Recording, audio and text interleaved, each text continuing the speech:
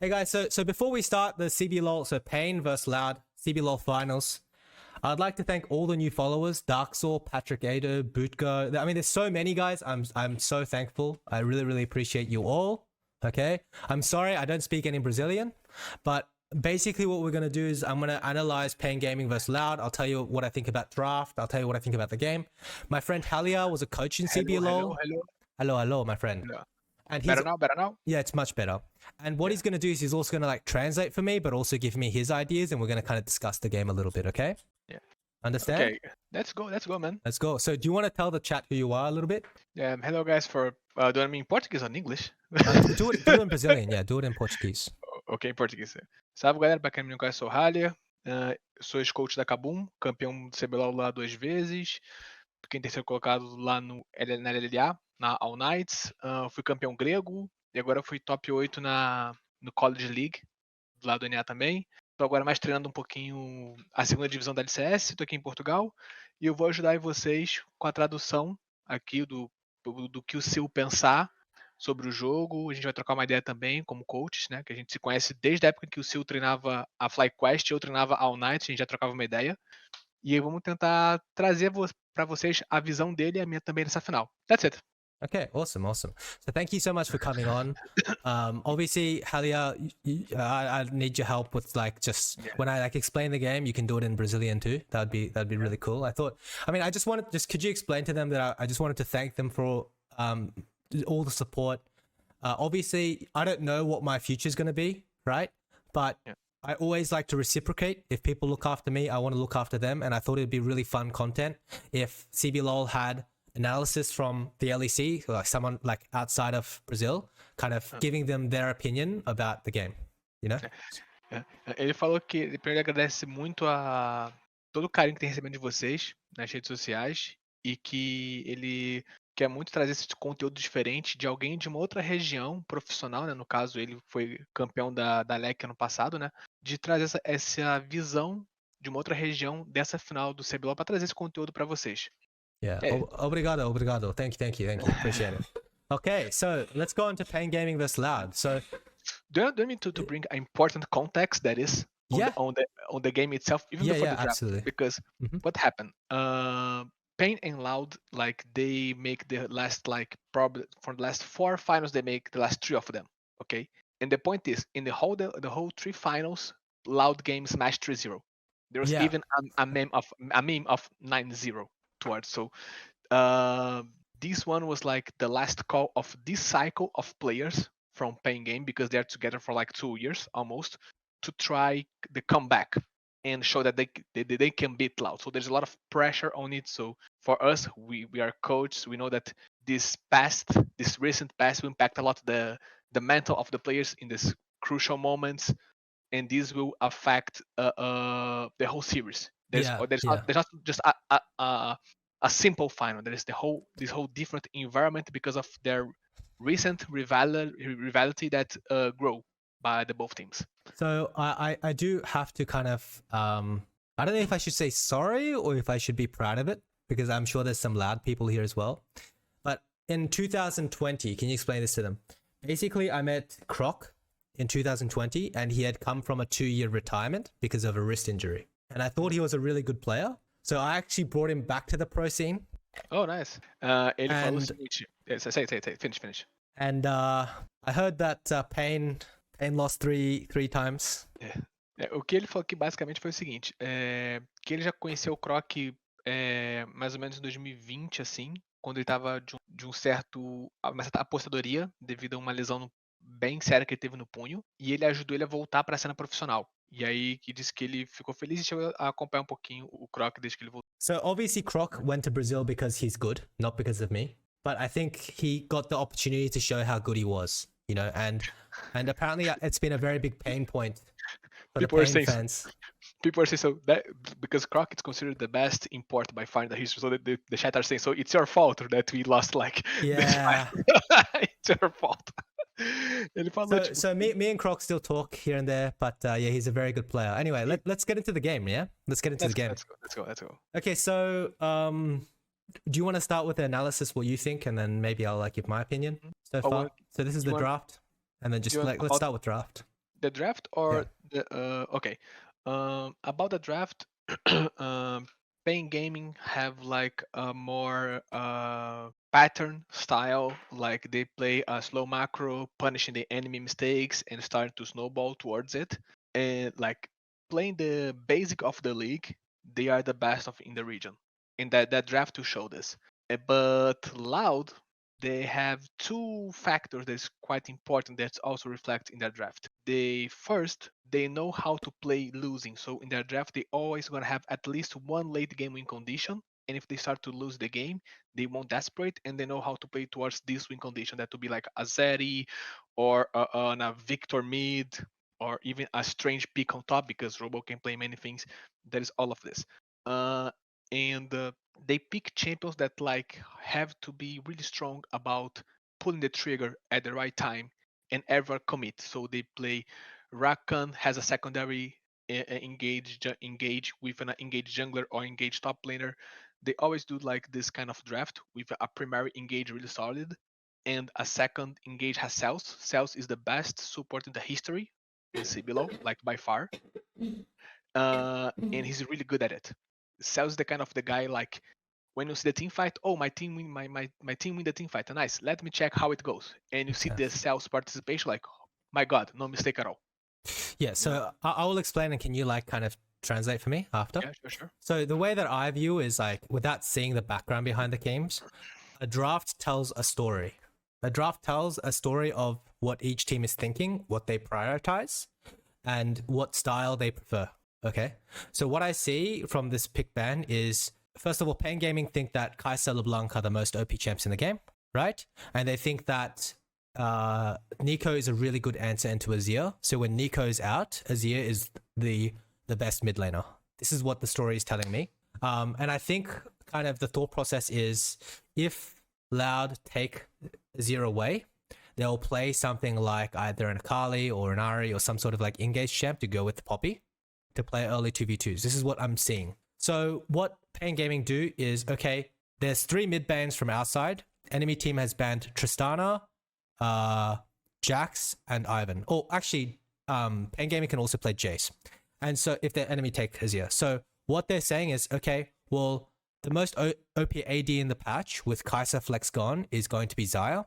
And so we're going to take the Xayah away. And even if the enemy team take Rakan, they don't have Xayah Rakan, and we'll get support counter. So that's why we take Xayah. That's what Pain is saying. Whereas what Loud is saying is, okay, we don't want to give you guys Xayah Rakan. We think Xayah Rakan is really OP. As a theme, our team works really well with engage and finding opportunities, because I know Croc as a player. He's really good at finding early game fight, right? So he wants to pick something that is low tempo, can match on the map, and do many things, and also create a strong top side. Because you can pick combos like Sejuani, Renekton, Sejuani. Thank you so much for the prime time. I appreciate it, LOL. So what you can do is create combos like Renekton, Sejuani, right? And make the top side strong as well. So this is what I'm seeing, Jack Sejuani. And so what Pain Gaming now say is, okay, you guys took the Rakan away from us, but we get support counter. And we also can match your jungle tempo with Poppy, right? Because Poppy can also skip camps and match Sejuani on the map. So if you guys want to make a play on the map, we'll match you. And then because all the mids are gone, we're going to take the best mid available with all the mids banned, since you guys didn't take a mid. And then we're going to take Azir. And I'm also assuming that Sejuani is really high prior in this series. So what Loud had to decide here was if they wanted Azir second or Sejuani second. And so what Pain Gaming are saying is, okay, you can take the best jungle, I'll take the best mid, and, you know, I will have an 80 carry. I have the best 80 carry, but you'll take away the Rakan, so it'll be less better. And then Loud answer by saying, okay, you guys pick Poppy, that's really good against engage, because you can disengage. So we'll pick Xerath, who outranges both Azir and Xayah, because Xerath has longer range, 1450 range. So that's kind of the thought process. I think that's what happened. Can you explain that? Yeah. It was long. Okay, I resume shots, okay. Yeah. Porque foi que basicamente que ele consegue ver é que todo draft conta uma história, tá? E nesse caso ele diz que a PEN tá considerando a Kai'Sa e a LeBlanc os campeões mais fortes que tem. E como teve o ban de Tristana também no headside, eles resolveram pegar o AD mais forte, que é a Xayah. Nisso, ele consegue ver aqui que a Sejuani parece ter uma prioridade muito grande na série, porque eles pegaram Sejuani no blind e tiraram o Rakan da Xayah. E nisso, a PEN para querer jogar em um pouco mais de low tempo, eles pegam a Pop, que é um campeão que segura muito bem, é bom contra Sejuani, é bom contra Rakan desses engage de mobilidade, e o Azir, que com a Nico fora, se torna o mid mais relevante desse patch. E ele, então, tipo, eu tô resumindo bastante, tá? E ele falou o quanto isso mostra como os dois times veem. E aí eu vou adicionar agora uma parte minha. Now I'll do one part of mine, em português e then tell in English. E realmente eu senti que a Sejuani foi uma parte muito importante desse draft, que se vocês forem ver aqui no final do draft da Loud, eles pegam o Sejuani só com 1 melee pra jogar. A passiva da Sejuani é basicamente ignorada nesse draft, mas eles consideram que é um pick tão importante que não tem problema você jogar Sejuani só com 1 melee, que no caso é o Rakan. Porque mesmo que tenha o Nar, que eles vão ter depois, o Nar não é aquele campeão que você vai ficar dando outro ataque pra você procar a passiva. Então, eles consideram o Sejuani um pick tão forte, ainda mais depois do nerf do Mokai no 13.15, de que você pode blendar. What I said was, I agree with you, especially about the part of the Sejuani being high prio, because if you check after this draft, they're going to have only one melee, that will be Rakan. The passive of Sejuani will be almost useless on this game, because they're going to have 3 ranges and only 1 melee, that is Rakan, because now it's not the champion that will be proccing her passive, right? Yeah. They'll have attack for this. So in his Mega Nar form, but they value Sage so much, even more after the nerf from Maokai, the kill from his clear path, that they prefer to guarantee it and play it regardless have the combo to crack her passive. So without Jax, without Renekton, they still think Sejuani's OP. That's good. That's the vibe I get. Something I really need you to explain to the viewers: in draft, they are telling a story. What they're saying is, okay, we have Xayah Azir. We want to play front to back. We want you guys to come into us. You guys picked Rakan and Sejuani. So Rakan and Sejuani need to come into us so we counter your comp. This is what they're saying. And what Loud is saying is, haha, but it was a Joker card. We'll pick Xerath, and we don't have to go into you because we have long arms. Can you explain that? Yeah. Ele falou também basicamente que assim, que a história que conta nesse draft é o seguinte: quando você pega Sejuani e Rakan insta, você tá querendo dizer o quê? Eu quero ir pra cima de você, eu quero ir pra dentro de você, minha composição tá pra frente. E aí quando você pega Pop e Azir, você fala, você não vai chegar em mim, eu vou ter full disengage. Só que aí eles trazem um pocket pick, que é o Sheriff. E com isso o Sheriff, ele não tá nem aí pro Azir, pra Pop, pra Xayah, porque ele consegue dar outchange literalmente todo mundo do jogo, tá? And then one more detail, once they already have the Poppy, right? Like, I don't think that they can get on a hard engage without being punished pain game, because if they, for example, blind Ornn, they can suffer Gwen or Nar or any counter on the last pick on top. Yes. And the Xayah won't be the support that will be trying to play hard engage support against Rakan. Okay. Because Rakan and the other ADC can just ignore the other support and jump on Xayah. So this third pick special Xerath, I also think that was like really clever. Okay, so guys, this is obviously very, very simplified, right? But I want to explain the thought process, okay? So you have poke comps, you have engage comps, and you have front to back, right? Heal comps, okay? Now, the idea is Rakan and Sedge want to go in, right? But Poppy counters them. So engage loses. It's like rock, paper, scissors. Engage loses to front and back comps because you're running into a rock brick wall. But engage also beats poke. So what Loud want to do here is ban hard engage comps because the left side already has 3 champions that are good at peeling but no engage comp, right? So because poke beats champs that want people to come into them because they never go near them, they just hit them from far away, they want to ban the engage champs like Ornn, Nautilus to deny them engage. Make sense? So can you explain that to them? Ele mostrou no triângulo aí como funciona front to back, peel comp é bom contra engage, que é bom contra poke, tem esse triângulo que uma countera a outra, e quando ele mostra os tipos de ban que tiveram e os picks, você vê como a Lau está tentando tirar esse kite back que a PEN tem com o pick do Sheriff, que aí ele consegue ter poke sem ter nenhum counter, sem nenhum hard engage pela equipe da PEN. Thank you so much for the follows, guys, and thank you to Coach Capivara, thank you to Payne Valta, and thank you so much to Nell Lowell as well as Mob Lol for the subs, guys. I really appreciate it. So continuing on, let's just watch the thing, and we're seeing right side kind of trying to deal with like engage champs. I expect some sort of like Ornn ban if they want to take a Jace. I can also see some other types of engage champs. Like I don't know what's the top of my head. What can they pick here? They could try Scion, something like this. Yeah, I guess something like Scion, but Scion is very telegraphed, right? So they end up picking Lulu. I think the idea is that they just think it's the best pairing left with Xayah, and it counters Rakan and lane. Yeah. But maybe they just couldn't find an engaged champ, and they weren't planning to blind on anyway. Because if Pain Gaming are blue sides, they have to pick 4-5. So what you're most likely going to see is an 80 carry to match the Xayah. They'll have top counter pick. So if they pick something like an Ornn here, they can counter pick with Gwen. So that's kind of the thought process that's going on. Where I disagree with both drafts is I think that if Loud wanted to draft like this, I don't think they should be too scared. Or only at least for Pain Gaming, if they want to draft like this, I don't think they should be too scared of champions like Olaf, right? I know that Olaf is probably what they're scared of. Maybe it's a Robo pocket pick, right? But you know, their comp wins when they come into them, right? Pain Gaming's comp wins against champs that run into them, and they're very good at dealing with champs like Olaf, and they're also very good at dealing with champs like Renekton. So I don't really agree with Pain Gaming's ban pick here. I think Loud's ban pick makes a lot more sense, but also I don't really agree with the Lulu pick. And Pain Gaming opt to go for the Rel. So you know, they're saying fuck it, we need engage, so I'm drafting Rel here.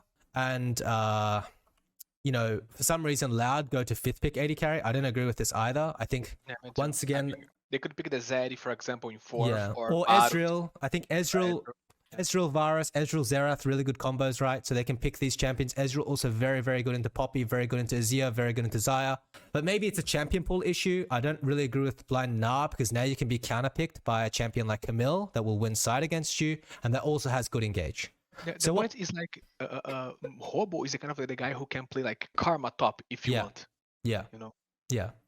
So I mean, just can you explain that I really think that 80 carry should be on 4 for Loud, and on 5 now Pain Gaming have counter pick on top and engage. Also about the Olaf ban that I also agree was necessary. Yeah. O que ele tá falando aqui, acho que a gente conversou aqui, é o seguinte: a gente não concordou com o ban de Olaf que teve aqui pela PEN no 4-5, porque a comp da PEN é exatamente boa contra Olaf. Se você tem Pop, Azir, Xayah, você dá o kite muito bem, e Olaf não consegue se dar bem contra isso. Tá? E a gente tava conversando aqui também que o pick da Loud aqui no 4 poderia ser o ADC, poderia ser um Varus, um EZ, ou até uma Zeri também, que acabou sendo, porque esses campeões conseguem lidar bem com range ou na skill, especialmente o Varus e o EZ, né? E a Zeri também consegue fazer de uma boa maneira. E pegar o Nar no 4 não tinha muito sentido, quando você já podia responder o AD e dar o counter pick final no topside. That's it. Yeah, and so something to note here is that guys, there's a different. People are saying what draft I prefer. There's a difference between a better team, and thank you so much for the sub, Uber Dipara. I appreciate it. There's a difference between a winning team and a better team. You can have a better team with more money and better players, but it doesn't mean you're a winning team. A winning team is playing something that works for you and playing a style that works for you. The difference between a winning team in, I would say, a weaker region versus a really strong region, like let's just say Brazil versus Korea, is that in Korea, and China, they can play all the drafts, right? So they can play draft counter and they can play a really winning style. Whereas in Brazil and in Oceania, where I come from, you know, in PCS, they need to stick to a style because it's too much that the teams are weaker in general. So that what they want to be doing is they want to specialize. So when you guys say, what draft do I prefer? I think both sides can make a mistake and both sides can win. It's more about how comfortable are they on their champs and what is the color of the team. Because if you specialize, when you're not good at something, you need to specialize. You want to be, you want to be playing comfort. So the question here is, how comfortable is Wiser on Camille, right? How comfortable is left side with their draft? Can you explain? Yeah. Eu queria falar o seguinte, uma coisa até bem na forma da nossa região, que é o seguinte. Vocês perguntaram para ele qual que é o draft melhor, e ele diz que nas regiões mais fracas, Brasil, Oceania, eu posso incluir a LLA também, você vai dar o counter draft, entre parênteses, meio que é inútil, porque se o time não saber jogar esse draft, ele não vai conseguir tirar o melhor dele. Ele fala que na Coreia, na China, os times conseguem jogar todos os drafts, todos os estilos de composições. Nas regiões mais fracas, eles têm que se especializar em um determinado tipo, geralmente o mais simplista, de engage, fight, etc., que é a nossa cultura do Brasil, porque se a gente consegue em tese um counter draft, mas a gente não sabe executar, ele não vai ser efetivo. I also told that like in Brazil have a lot of problem about drama about like counter drafts, etc., but like this almost don't exist because even if you make the better draft, but your region, because it's weaker, don't know how to execute this and play towards these conditions, the counter itself will be useless. Okay. So we have this reduce our pool a lot also. What's important from my understanding is, and when I saw Europe succeed the most, is when they played to be Europe. They didn't play to be Korea or China. They played to be Europe, to play their style. So for Brazil, what's really important is find out what works for Brazil. And then that will have better results than trying to copy Korea all the time. Does that make sense? And as we saw in Pen Gaming, we talked about how they want to counter long range with engage. So they ended up picking Malphite and they picked Rel, right? So exactly what we talked about. And now we have a very interesting game where top lane has Pen Gaming have top lane counter pick, winning 2v2 bot, and even mid with Xerath having prio. So Pen Gaming can definitely win this game because I think Loud trolled their draft in 4-5, right? From a draft perspective. But it also depends on what they're comfortable on. Thank you so much for the follows, guys. I'm mind blown at all the follows and the subs. So do you want to explain that? And then we'll move on, I think. Let's go. Ele reforçou pouquinho o argumento de que, por exemplo, que a Europa, eles jogam para derrotar a Europa. Eles não jogam pensando na Coreia. E eles não jogam pensando, a Coreia joga isso, vamos jogar com isso. Eles vão jogar com o que eles são bons, com o que eles sabem jogar, com o que eles podem se desenvolver. E ele falou que ele gostou dos drafts, ele só não gostou muito desse pick 4-5 da Loud, pelo fato que ele já conversou um pouquinho, né? Que era o pick do 4 no ADC e o último no top. Então, nisso, a PEN conseguiu um 2v2 que ganha no mid, no blue side, uma matchup boa no top e só toma pressão no mid. Então ele falou que a PEN tem totais condições de ganhar esse jogo porque a Loud falhou nesse 4-5.